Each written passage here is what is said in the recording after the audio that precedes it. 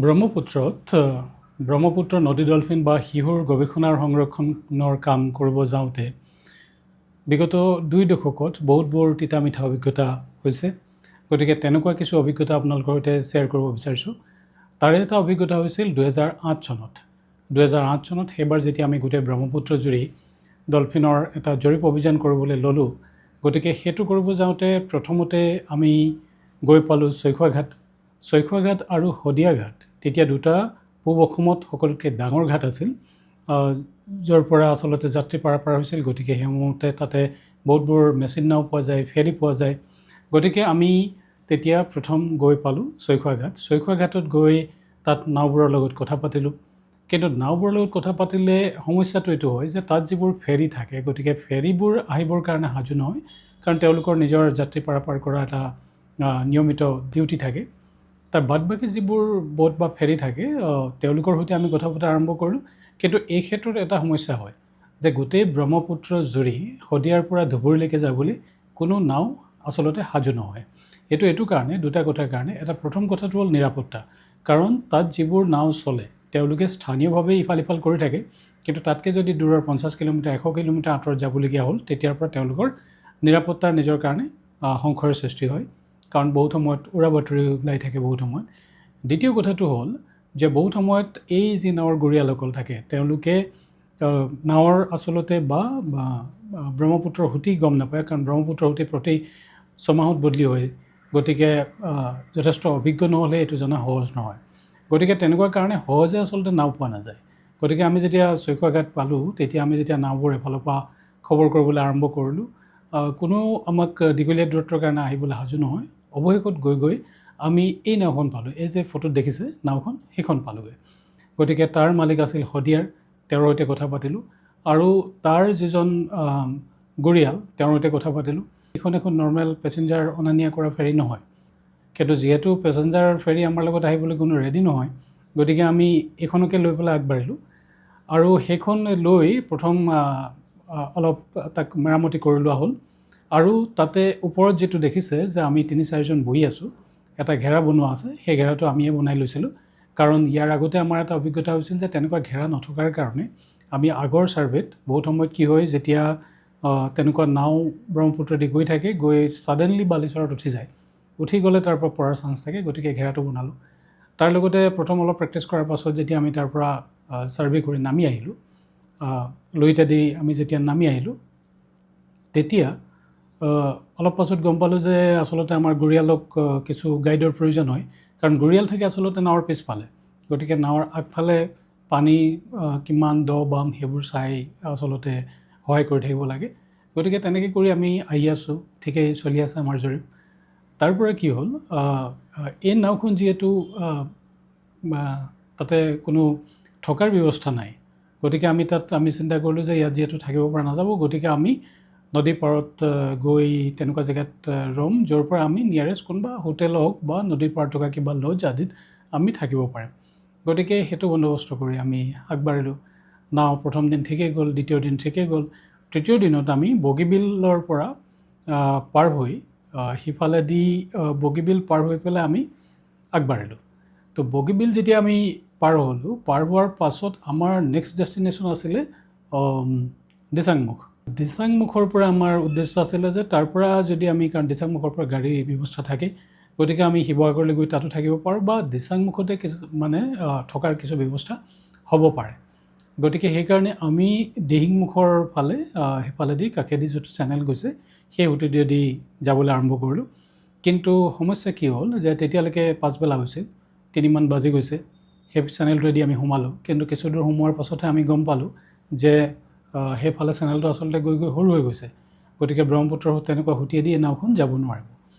গতিকে তাৰ পৰা আমি উভতিলোঁ। কিন্তু তেতিয়ালৈকে আমি প্ৰায় 10 কিলোমিটাৰমান সেইফালে গ'লোৱেই। গৈ পেলাই 10 কিলোমিটাৰ যাওঁতে আমাক সাধাৰণতে এনেকৈ মটৰ বোটত 1 ঘণ্টা সময় লাগে, কিন্তু তাৰ পৰা উভতি আহিব লাগিলে 2 ঘণ্টামান সময় লাগিব। গতিকে আমি উভতি যেতিয়া আহি পেলাই মূল সুঁতি পাওঁ, তেতিয়ালৈকে কিছু সময় হৈছে, পাছবেলা হৈ গ'ল। আৰু তেনেকুৱাতে কি হ'ল, আমাৰ গৰিয়ালে নাও গৈ উঠাই দিলে এটা বালিচৰত। যি সময়ত আমি গৈ পেলাই মূল সুঁতিত, এই ছাইডৰ সুঁতিটোৰ পৰা মূল সুঁতি পাবলৈ হৈছে, সেই সময়তে গৈ পেলাই বোটখন লাগি ধৰিলে তাতে। গতিকে এনেকুৱাত কি হয় যে বহুত সময়ত পানীৰ তলত আচলতে বালিচৰ থাকে, যোনটো অভিজ্ঞ পাইলট নহ'লে বা যাৰ চকুৰ অলপ খেলি মেলিও আছে বা ভালকৈ যদি তেওঁলোকে গুৰুত্ব নিদিয়ে তেতিয়াহ'লে এইটো ধৰিব নোৱাৰে। গতিকে আমাৰ সেইডোখৰতে নাও গৈ থাকোঁতে তেনেকৈ বালিচৰত লাগি ধৰে। এতিয়া কি কৰা যায়? আৰু চাৰিওফালে কোনো নৰমনিচ নাই। গতিকে তাতে আমি পানীত নামি ঠেলি মেলি বহুত সময় যুঁজ বাগৰ কৰি অৱশেষত নাওখন উলিয়ালোঁ। কিন্তু নাওখন উলিয়াওঁতে বহুত দেৰি হৈ গ'ল আৰু তেতিয়ালৈকে আন্ধাৰ হ'বৰ হ'ল। গতিকে আমি কাষৰ এটা চাপৰিত গৈ নাওখন লগালোঁ যে আজি আৰু উপায়টো নাই, না আগলৈ যাব পাৰোঁ না পিছলৈ যাব পাৰোঁ, গতিকে ইয়াতে ৰাতিটো কটাব লাগিব। গতিকে সেইটো সিদ্ধান্ত লৈ আমি তাতে লগালোঁ। তাতে এটা সময়ত দুজনমান মাছমৰীয়া পাৰ হৈ গৈছিল। গতিকে তেওঁলোকক সুধি গম পালোঁ যে এই চাপৰিটোৰ নাম বুন্দা চাপৰি। লাহে লাহে আন্ধাৰ হৈ আহিল আৰু আমি গোটেই দিনটো আচলতে জৰীপ কৰি বা গোটেই দিনটো আমি আহি থাকি ভাগৰুৱা হৈ আছোঁ, তাৰ লগতে নাৱৰ ঠেলাঠেলি। গতিকে সেইবোৰ কৰি গধূলি যেতিয়া আমি ভাত খাওঁ, ভাত চাত খাই তাৰপিছত আমাৰ যি ভাগৰ লাগিল, ভাগৰৰ পাছত এতিয়া শুবলৈ মানে টোপনি ধৰিছে। টোপনি ধৰাত এতিয়া শোৱাৰ ব্যৱস্থা কি কৰা যায়? তো তেনেকুৱা এই নাওখনত পিছফালে সৰু কাঠৰ তক্তাপোচ এখন আছে। গতিকে তাতে সাধাৰণতে নাৱৰ 2-3জন যি থাকে ষ্টাফ তেওঁলোক শুৱে। গতিকে তাতে মই শুবলৈ গ'লোঁ। চ' শুলোঁ, অলপ পাছতে টোপনি আহিল। কিন্তু বোধহয় 1-2 ঘণ্টামান শুলোঁ। তাৰপাছত ছাডেনলি মই সাৰ পাওঁ। সাৰ পাই পেলাই আচলতে দেখোঁ যে কিহৰ কাৰণে সাৰ পালোঁ। এটা প্ৰচণ্ড গোন্ধ নাকত লাগিল আৰু তাৰ লগতে মহৰ কামোৰণি। তো ভালকৈ চাই দেখোঁ যে আচলতে হ'ল কি যে তেতিয়া আচলতে ফেব্ৰুৱাৰী মাহৰ প্ৰথম ভাগ আছিল।